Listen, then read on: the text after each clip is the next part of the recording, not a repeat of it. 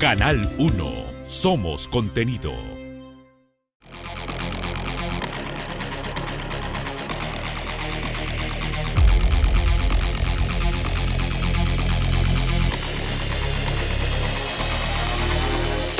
Bien amigos, el día de hoy vamos a escuchar la segunda parte de la entrevista que le hicimos al profesor doctor Baltasar Carabedo. Como bien ustedes saben, Baltasar es pionero aquí en el Perú del estudio de la responsabilidad social y su aplicación práctica en las empresas. Baltasar Carabedo, en esta segunda parte de la entrevista, nos va a explicar cómo las empresas en estos años han ido evolucionando, han ido construyendo en la práctica, con sus diversas experiencias, lo que significa la responsabilidad social y sobre todo el camino a la sostenibilidad. Los invito a escuchar la entrevista con Baltasar Carabedo. Y cuéntame, Baltasar, con tu experiencia como académico, digamos, yo siempre a mis alumnos les digo, ¿no? Hay una variable que es muy importante que tenemos que tener en cuenta siempre que hablamos de responsabilidad social y son los stakeholders o los grupos de interés. Así es. Para hablar de responsabilidad social no hay forma de no hablar de los stakeholders, quiénes Sí, son, claro. cómo son, ¿no? Y en esa Exactamente. medida, ¿tú consideras, ¿no?, qué tan importante, qué tan vital y qué tanto las empresas han tomado conciencia del valor de conocer a todos sus stakeholders, de conseguir un diálogo permanente con ellos, de trabajar programas y proyectos que beneficien en esto que has mencionado, del valor compartido, ¿no? Gana la empresa, pero también gana el stakeholder. Y en esa medida logras la sostenibilidad en el tiempo. ¿Cuánto ha evolucionado esto en nuestro país? Bueno, nosotros como sociedad, me parece a mí que cada vez menos tenemos una predilección por el diálogo, ¿no? Y esto se va a manifestar en diferentes entidades, instituciones. O sea, preferimos trabajar más cerradamente. No obstante ello, hay diferentes maneras de establecer diálogo con los grupos de interés. No es la única reunirnos e intercambiar ideas, que eso me parece que también es muy importante. Había una empresa que ahora es PAFCO, ¿no? Que hace unos años atrás, estoy hablando de hace como casi 20 años, hacía, mejor dicho, consultaba con todos sus trabajadores la estrategia empresarial que tenía. Y todos participaban. Ya eso era pues demasiado avanzado, para nosotros sobre todo, pero inclusive en el mundo. Era una dinámica que ahora sí forma parte de una preocupación, la forma hay que verla, pero que forma parte de una preocupación de las diferentes versiones nuevas que hay de la evolución de la responsabilidad social y que tienen ahora nombres propios, ¿no? Pero digamos que la dinámica de la consulta, del diálogo con los grupos de interés, yo creo que sigue siendo valorada. El problema es cómo hacemos el diálogo. Hacemos una encuesta, la hacemos nosotros mismos como empresa, estoy hablando en términos de las empresas, le pedimos a una ONG que lo haga por nosotros, eso va a ir variando, porque lo que se recoge del diálogo, cuando la presencia de la empresa es importante, o por lo menos a través pues, ¿no?, de las personas que eventualmente destaca para ello, lo que uno siente en la escucha, no solamente lo entiende, y digo, lo siente en la escucha, es fundamental. Porque como nuestro razonamiento no es solamente racional, sino es también emocional, ¿no? No hay razón sin emoción. Entonces, cuando uno escucha, palpa directamente, y eso significa para nosotros ver y escuchar, entonces, claro, puede haber una interacción mucho más dialogante para comprender la postura del otro. Es bien importante, algunas entidades, miren ustedes esta cosa del grupo de diálogo minero, no sé si tú conoces la iniciativa, ha logrado, ahora no sé cómo está andando, me parece que siempre hace un esfuerzo en ese sentido, pero han participado los gerentes de las empresas conversando con ONGs, con organizaciones de cooperación internacional, con comunidades, etcétera. Cada cierto tiempo, cada cierto periodo se reunían y conversaban. O sea, ha habido eso, claro que a una escala que no es la de la sola empresa, pero por lo menos las empresas tomaban ahí contacto, recibían, vamos a llamarle en inglés, pues un input, ¿no? Algo que les podía ayudar a comprender mejor lo que estaba ocurriendo, ¿no? O sea que me parece que puede mejorarse, tengo que ser en eso sincero, ¿no? Me parece que el diálogo no siempre es tan sencillo, y a veces los mecanismos de las encuestas o los grupos, las dinámicas de grupos que a veces se pueden utilizar para ello, no siempre terminan satisfaciendo todo. Desde mi punto de vista, para poder comprender el proceso se requiere una mirada que yo le digo sistémica. Y he acuñado un término que se llama valor sistema. O sea, ¿cómo hacemos para que la visión sistémica pueda ser adecuadamente valorada, de modo tal de incorporar los distintos elementos que en planos diferentes se van dando y de pronto se comunican, se cruzan y generan, para no darle ningún nombre específico, un algo que puede modificar la estrategia, que puede modificar la política, que puede modificar inclusive las herramientas que se están utilizando, ¿no? Que ya por otro lado van emergiendo, ¿no? Una visión sistémica desde la mirada de la empresa como protagonista. Claro, la empresa yo creo que debería tener una mirada sistémica. Lo que pasa es que la mirada sistémica ya es de hace un tiempo atrás, no es tan usada, pero creo que hay que mirarla porque la realidad es muy compleja. Así es. Y entonces hay que visualizar los distintos ámbitos, aspectos, dimensiones para poder llegar a tratar de entender qué es lo que ocurre en un momento determinado, en una circunstancia particular. Si eso lo podemos entender, nuestro vínculo, inclusive para la capacitación de los propios colaboradores de la empresa, se va o se puede modificar. No es lo mismo un colaborador que tiene una visión, una mirada, que la empresa se ha, digamos, preocupada por enriquecer con una perspectiva de sistema donde va viendo aspectos diferentes. Hoy en día hay que verlos, ¿no? Lo económico y lo social no están separados.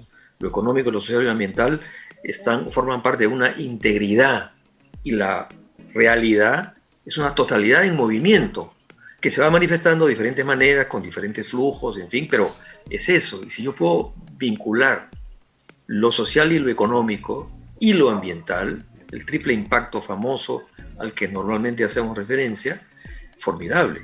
Y eso implica, por supuesto, no solo tener numeritos colocados en un reporte, sino también una sensibilidad, un sentimiento que nos conecta con esos todos los grupos de interés. Pero es fundamental, no hay, como bien dices tú, Juliana, responsabilidad social si uno no ha tomado contacto, ha visto, ha identificado con mucha claridad esos grupos de interés, ¿no? Ahí está el impacto que vamos a generar como organizaciones, ya no solamente como empresas, sino como organizaciones en general. Bien, Baltaco. En esta reflexión que estamos haciendo con respecto a la responsabilidad social, yo siempre digo, ¿no? La gestión de la responsabilidad social es una filosofía, es una manera de que la empresa entiende cómo es responsable con su entorno, entiende hacer interés, y además tiene que encontrar su propio modelo. Tiene que encontrar su propia manera de hacer su responsabilidad social. No podemos copiar, ¿no?, lo que hizo la empresa A en la empresa B, porque cada una tiene una particularidad, tiene sus stakeholders diferentes, tiene su propia cultura, ¿no? En esa línea, hoy, por ejemplo, en la pandemia, estamos en un contexto difícil, un contexto económico complicado, donde estamos en una nueva normalidad, todavía hay una incertidumbre, ¿no? ¿Cómo desde la responsabilidad social contribuimos a que la empresa pueda verse fortalecida, pueda ser una fortaleza, las que ya la tienen, o quizás las que todavía no han entrado en este mundo porque no han comprendido? ¿Cómo desde la RS podemos empujar en un tiempo difícil como el que ahora estamos viviendo? Yo creo que hay algo que para mí es fundamental, que tiene que ver con la sensibilización que tenemos para captar a los otros. La nuestra es una sociedad que yo la voy a definir así, suena un poco feo de pronto, pero es cínica, ¿no? Y por lo mismo tiene un doble mensaje, un doble patrón ético. Un doble moral, como le dicen. Claro, es cínica, desconfiada y pesimista. Eso vendría a ser el resumen, ¿no?, de cómo, de ninguna manera, pero es, digamos, lo que caracteriza desde este punto de vista, ¿no?, desde el mío, principalmente a la cultura de la sociedad peruana. en todos los campos, ¿no? En las organizaciones empresariales, sí, también, en las organizaciones políticas, en las organizaciones de la sociedad civil en general. El doble discurso que dice, pero que a veces lo llamamos así, pero no le damos la importancia que tiene el tener una mirada crítica de ese doble discurso del cual nosotros mismos somos portadores. Porque no es solo que así es nuestra costumbre, ¿no? Digamos, cultural, ese tiene, ese no tiene, sino nosotros no tenemos. O sea, nosotros, en la proporción que sea, no importa, pero siempre estamos comunicando. Y como el acto es comunicativo y es educativo, todo acto, ¿no?, que es percibido, ¿no?, por diversos, por ejemplo, los grupos de interés perciben las conductas de las propias empresas o de las organizaciones con las cuales se vinculan, como el acto es comunicativo, que haya un comportamiento ético que no tenga o que disminuya por lo menos al mínimo el doble discurso es fundamental. Y eso es algo que no se puede trabajar con una charla solamente o con una serie de cursos sobre ética. Entonces allí esto obviamente nos lleva a un trabajo de más largo plazo, pero que, para ponerlo en mis términos, hay que desmontar la lógica del doble discurso, hay que desmontar la lógica de esta frase que estoy señalando, de cínico, desconfiado, pesimista. ¿Cómo alteramos esa lógica? Ese es el desafío. No hay una respuesta única y, como bien lo has dicho tú, probablemente cada organización, cada empresa, en este caso también, va a trabajar una circunstancia particular donde hay una gran variedad de elementos distintos a los de la otra. Y eso sí es un trabajo de introspección. ¿Cómo me estoy comportando yo?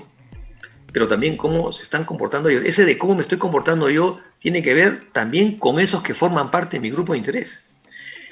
¿No? Hicimos una iniciativa que no sé si tú la recordarás, Juliana, de repente la recuerdas, responsabilidad social todos. Sí, por supuesto, y hay un video famoso Ya. en mis clases. Ya, del 2008, más o menos 2009, hicimos esto acá en Lima y en varias ciudades también. Entonces, allí se juntaron, es un decir, no es que estaban todos juntos, pero participaron simultáneamente empresas mineras, estuvo la CGTP, por ejemplo, algún representante de la CGTP, por señalar simplemente posiciones diferentes dentro de este ámbito. Habían ONGs, habían universidades, la de Lima, por ejemplo, tenía varias personas ahí moviéndose, la Católica, por supuesto, la Pacífico también, en fin, pero digamos, la dinámica de interacción para que todos pudieran comprender que si todos no te asumimos esta mirada de responsabilidad social, entonces es más difícil que en la práctica seamos consistentes y por lo tanto en el acto mismo vamos a desdecir lo que pregonamos, lo que digamos evangelizamos, lo que queremos evangelizar, para emplear un término que me parece que lo has usado tú en algún momento. No sé si te he escuchado. Es un apostolado el tema de responsabilidad social, yo siempre lo veo así.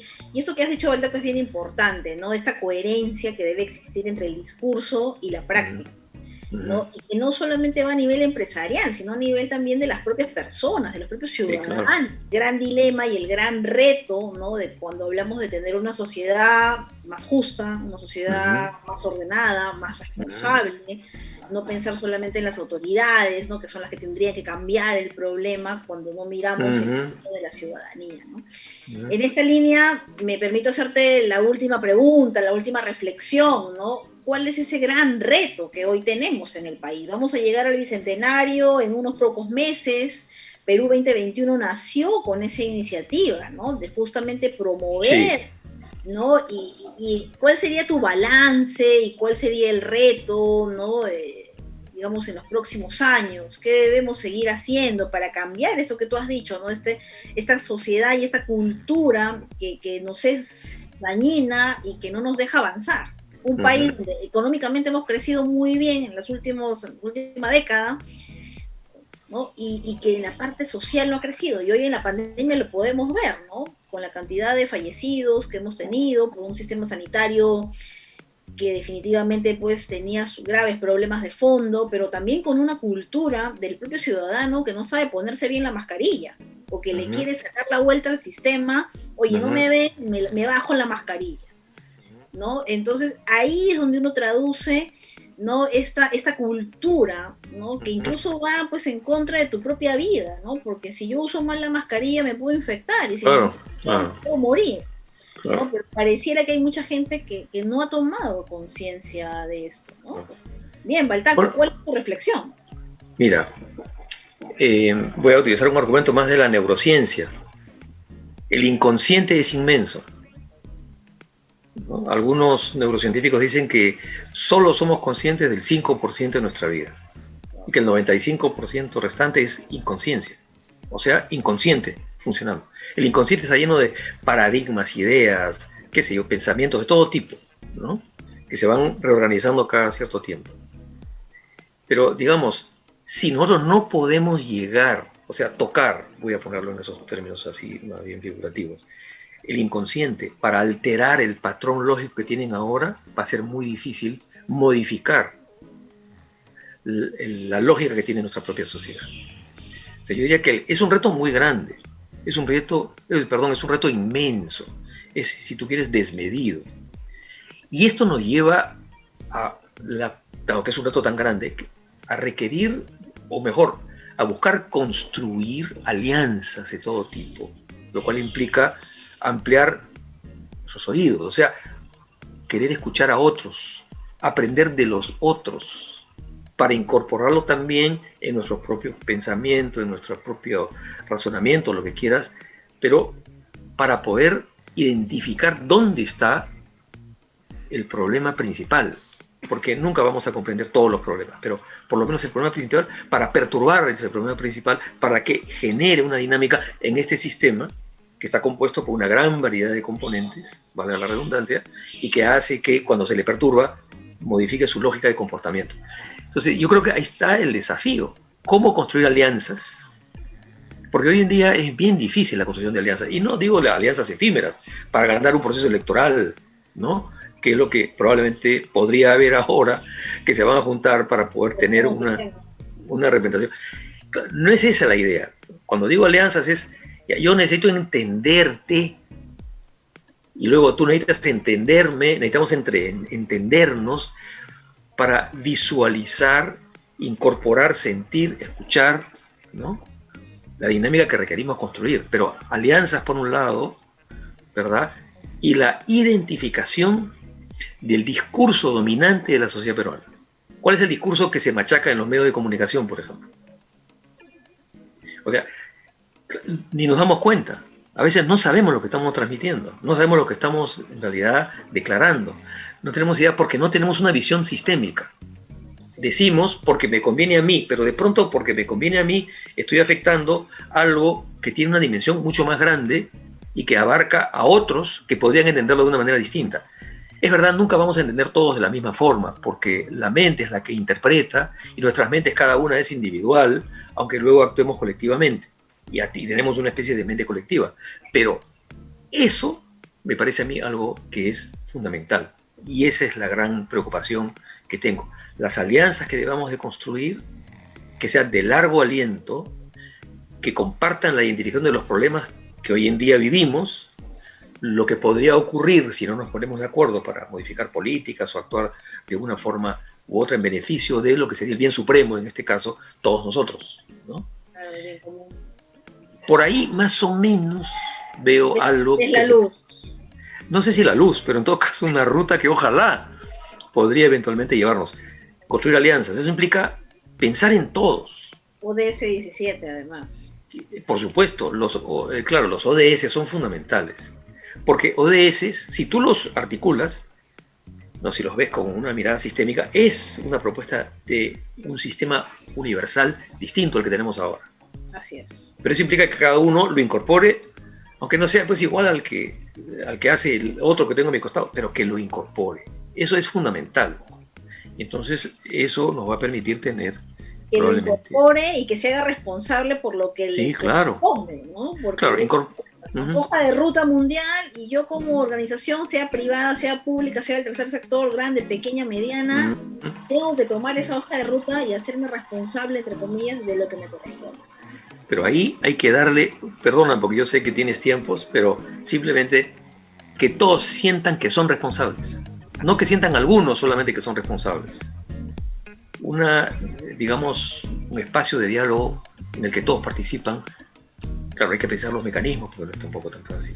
Pero por ahí va un poco la reflexión.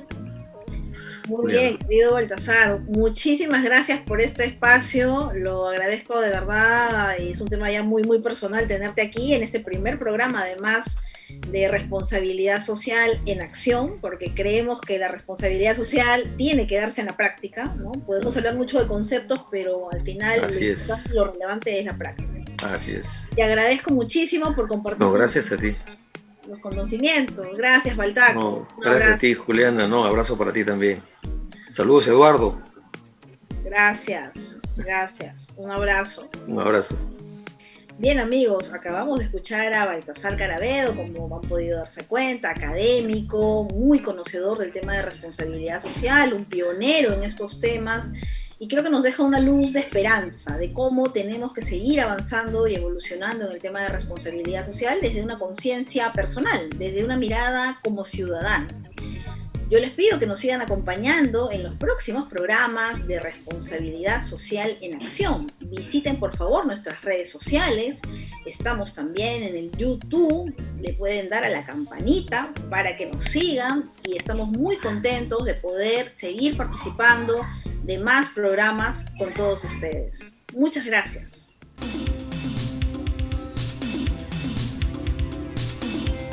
Canal 1. Somos Contenido.